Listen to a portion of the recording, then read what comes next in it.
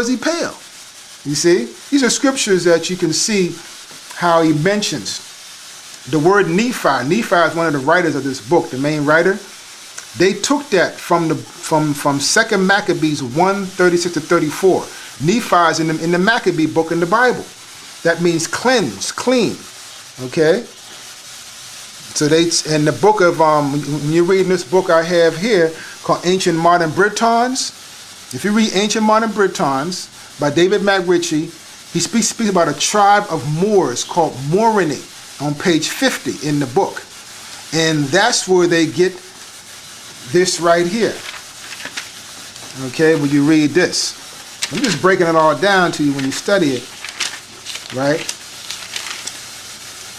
The angel Morini, or the son Morini in the book Mormon, come from the tribe of Morini in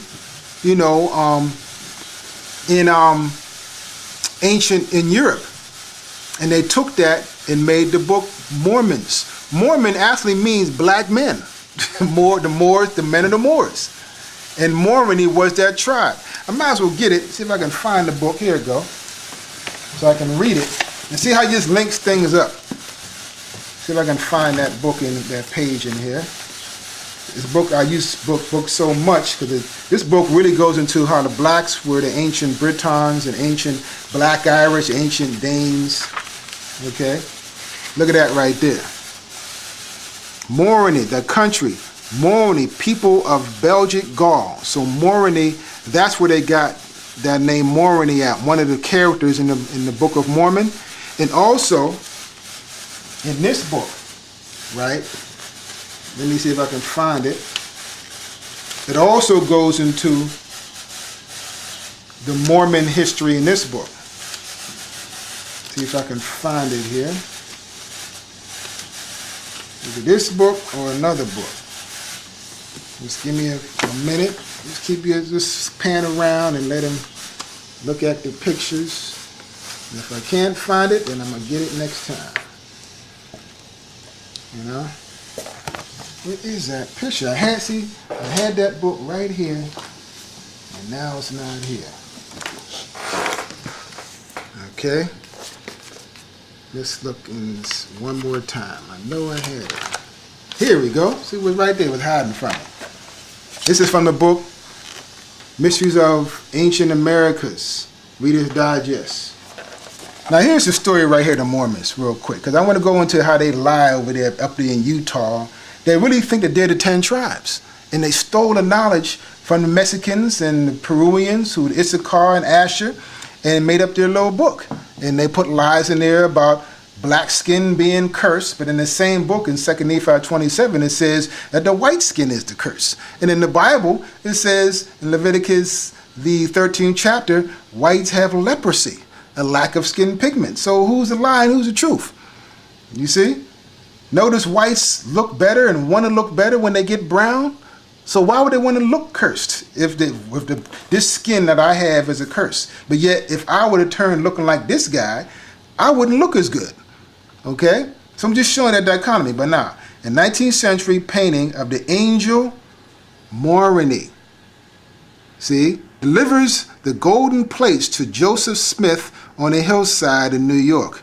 According to Mormon history, these plates told how their ancestors came to America from the land of Jerusalem. There's a lie.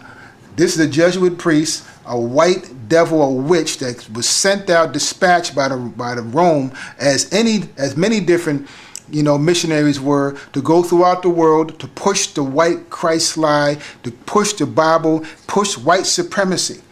You see, on the Indians, and take their Indians' own spiritual weapon from them, the Bible, and make it the white man. You see, and make the Indians hate their own history. That's one thing I said in the beginning of this tape, that the Indians been taught to hate their own history. Here, this old white angel, came to Morini and taught them that they're the 10 tribes. That's a lie. I know it's a lie, because Jesus Christ is a black man. All the angels are black. Revelations 1:13 and 15. And all the white man has done is broke the laws of the Bible. Name one law the white man is teaching. He's not teaching one. So this is a history of the Mormon. I'm not going to go on into it, but to show the Mormons are liars. Okay, the whole history is a lie of them being Mormons. They're not the 10 tribes. The Indians are the ones that they killed. They murdered Indians. The Mormon Indians are a racist religion. Most High Christ said he's for all peoples. And the Israelites were for all peoples. Israel is the chosen, but there were nations living all amongst Israel, and we let them live with us as the servants. And we didn't have slaves. We had servants. And they had rights. We married amongst them and all of that. See, we didn't have, the white man is like a twisted Israelite. He took the servants that he knew that he had as us. We switched places, but he made us into slaves. The Israelites did not take their servants' nationality, rape their women, and take their language, culture, and take them away from their history and their lands. They didn't do that. So the Israelites in the ancient times could not be the white man like today, because they were just too ruthless today to be Israelites. They lie, they cheat, they throw the Bible in your face, then they lie behind your back. The Israelites mainly done what the Bible says. Mainly, America BC by Barry Fell. Okay, a major work to penetrate the mysteries of the ancient settlers in the New World. Good book, but Barry Fell doesn't really go into us being Israelites.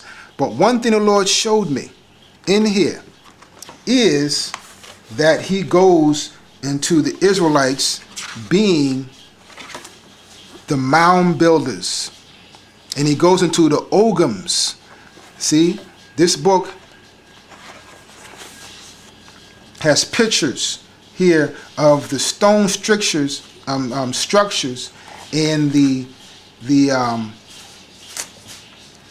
structures and some Hebrew here and pictures and these large stone structures that they use. Okay, he went throughout that time. He's seen certain variations of Hebrew there.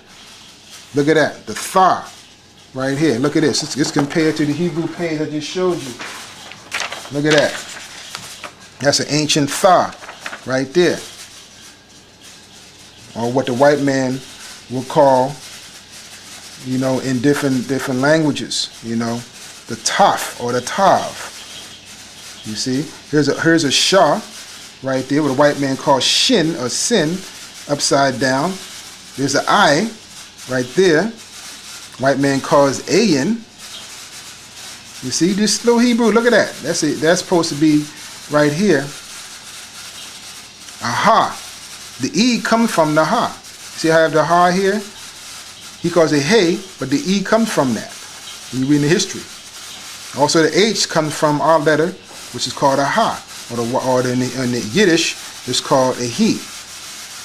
Right here. You see how sometimes you see it spelled on an angle. So they use that. Look at that right here. That's kind of a derivative, kind of looks like a Ah. You can see the Hebrew in here. You see? Here's the different Hebrew things. I'm just showing you, when you start looking at things and seeing similarities and relationships. But mainly it's the Ogums that I want to get to. Here's some more stuff here. You see? This is ancient Hebrew.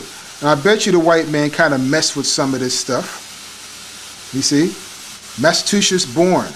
Iberian, southern Spain, ancient Hebrew, ancient Spanish, Roman. They took the Roman from it. Look at that. That's a Shah. All that's Hebrew. We found this stuff throughout Spain. Punic settlers of Spain, 800. Look at that. It's Punic. Who were the Phoenicians? Who were the Carthaginians? They spoke Hebrew. They were Hebrews. I'm going to go into that in this book.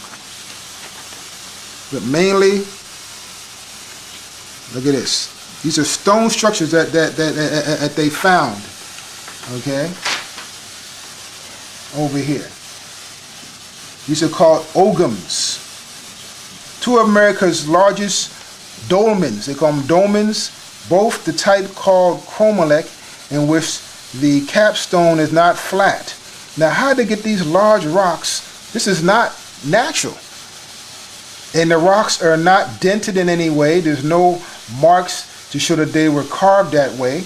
They were found as they are and put in place. Okay? It's found in New York. Seen them in New York. These large capstones, 50 tons. How'd they do this? These megaliths resemble those of Europe that date back to about 2000 BC. So this shows you, this goes back to Stonehenge. This goes back to the different, stones you find, which were the Celts, Israelites, okay? And this goes back to the Bible. I'm going to go through these scriptures right here. You can read about the Oghams, okay?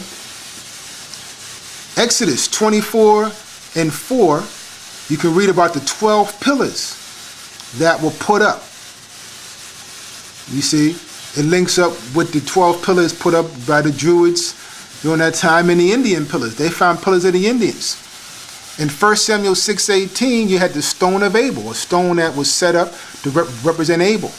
In Genesis 28:18 and 19, you have Jacob's pillow stone that he used as a marking to mark a great incident that happened during that time. And when you see stones, Genesis 31:44-53, the covenant stone, a pillar of Jacob, between Jacob and Laban, they set up a stone as a covenant. So when you see these stones, they really deal with agreement that was made, or a landmark, or a stone of sacrifice, an altar. Exodus 20:23-25, a stone altar. It shows you how the stones were made, and that how, when it said, when you make an altar to the Most High, do not make a mark upon it. Get you a rock. Don't shape it to square or whatever you want to shape it into. Take it as it is and make a stone altar. This explains how the altars were made, and it's just like the one we just saw in this book. Joshua 15:6. There's a bowhand stone to mark a landmark between the tribes that were east across the Jordan and the ones who were in the west, and show that they were brethren. And that was the stone of Bohan. You can read that. You can read Genesis 35:14-15. Jacob set a stone where he talked to the Most High. Okay? And Joshua 24:26-27, stone of witness. Exodus 28:9-10. You saw stones of the 12 tribes, each one by their birth, different stones done. Joshua actually split the Jordan Sea, and he had the Levites set 12 stones on the bottom of the Jordan Sea. Joshua 22:10, 33-34. Okay? And Joshua 4:20-24, 12 stones in the Jordan. You can read all of this about the stones and the old Oghams. Okay?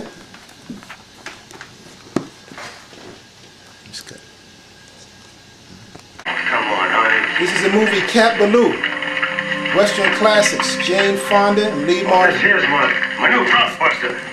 This is my daughter, Catherine. Shalom Aleichem, Jackson 2 Bears. Mr. Ballou, what's the use of saying Shalom Aleichem to me? I'm a full Sioux Indian. I'm not one of the chosen people. All right, go ahead being stubborn if you want Well, to. I ain't stubborn. Oh, not much you ain't. You know, according to an ex-congressman of these United States, I heard give a lecture at the Chautauqua this winter. Injuns is the lost tribe of Israel, but he won't admit it. Just ain't true. He was an ex-congressman of these United States, I tell you. Papa, maybe he was mistaken. Oh, no, he was not. Jackson just got a mean, stubborn streak in him is all.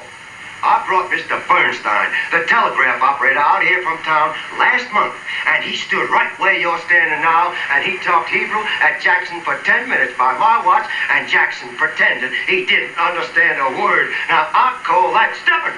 Well, I didn't understand a word. You see what I mean? Now, you get that drunk down out there. I'll get... All praise to the true Lord. Shalom.